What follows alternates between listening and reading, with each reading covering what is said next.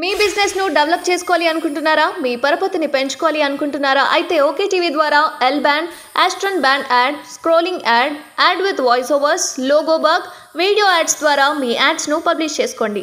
సంప్రదించవలసిన phone number 8520917933. ఏమైందమ్మా దేనికోసం? నమస్తే మేడం, నేను సబ్దానగర్ నుంచి వచ్చా. మా పాప 4 సంవత్సరాల పాప కింద పడిపోయింది. పడిపోతే కొంచెం తల మీద దెబ్బ తగిలింది. తగిలితే గాంధీ హాస్పిటల్ తీసుకెళ్ళాము. తీసుకెళ్తే 2 నెలలు ట్రీట్మెంట్ చేశారు మేడం. అంటే అమ్మ మీ పాపకి కాలు చేతులు పడిపోయి పశ్చవాదం అయింది, ఇక్కడ మీ పాప ట్రీట్మెంట్ కాదు, మీరు బయట చేయించుకోండి, పైసలు మస్తు అవుతుంది అన్నారు. అయితే మేము చాలా ఏడ్చినాం మేడం. ఏడ్చి మేము చచ్చిపోవాలనుకున్నాం.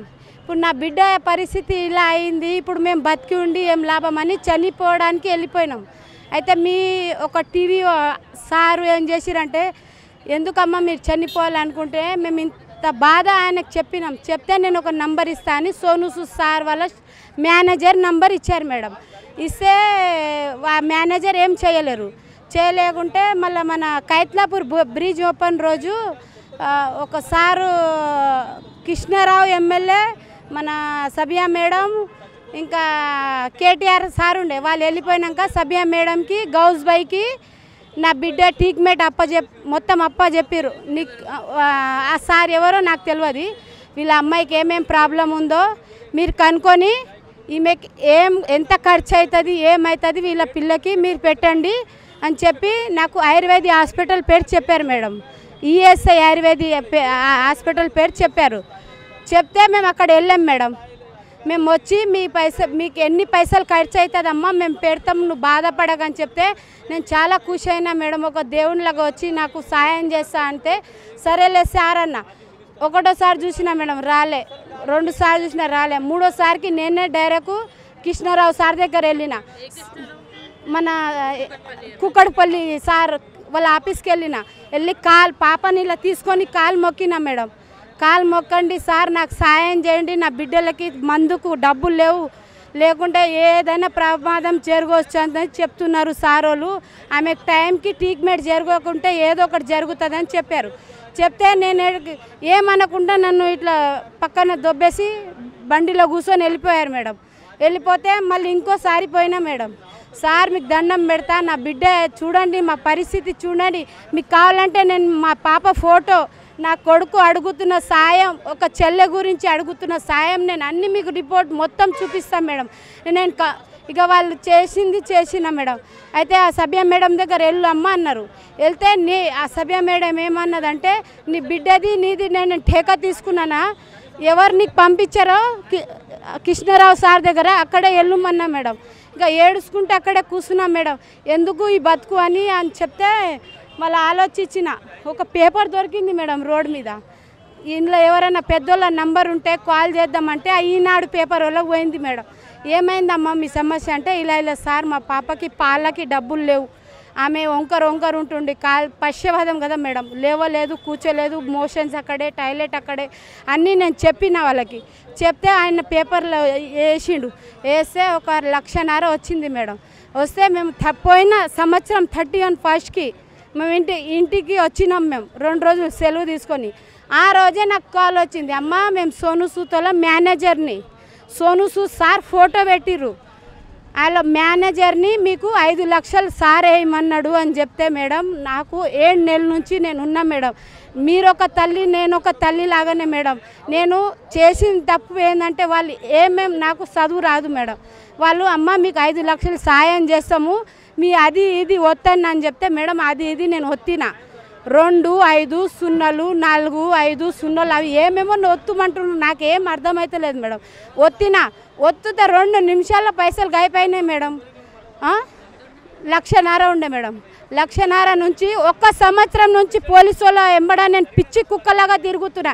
కానీ ఏ పోలీసోడు ఏందమ్మా వచ్చినావు, నీ పైసలు రావు పో అంటే, పోలీసు వాళ్ళు ఏమన్నా తిన్నారా మేడం నా పైసలు? ఎప్పుడు పోయినా అంతే, ఇలా అమ్మ నీ పైసలు రావు పో. అంతా గుడ్డిగా ఎట్లా నమ్మి నువ్వు ఎవరు పడతా నంబర్స్ చెప్పడానికి ఏదవుతామంటే ఇంతమంది నాకు సాయం చేసిర్రు, నాకు ఎంతోమంది సాయం చేసిర్రు, అక్క చెల్లెళ్ళకి అందరికీ నేను దండం పెడుతున్నా. వాళ్ళ ప్రూఫ్ కూడా నా దగ్గర ఉంది, నా దగ్గర అన్ని సాక్ష్యాలు కూడా ఉన్నాయి. Sonu Sood sir direct photo పెట్టిరు వాళ్ళు. ఇక ఇంతమంది నాకు మోసం చేయలే, వీళ్ళేం మోసం చేస్తారని నేను నమ్మినా మేడం.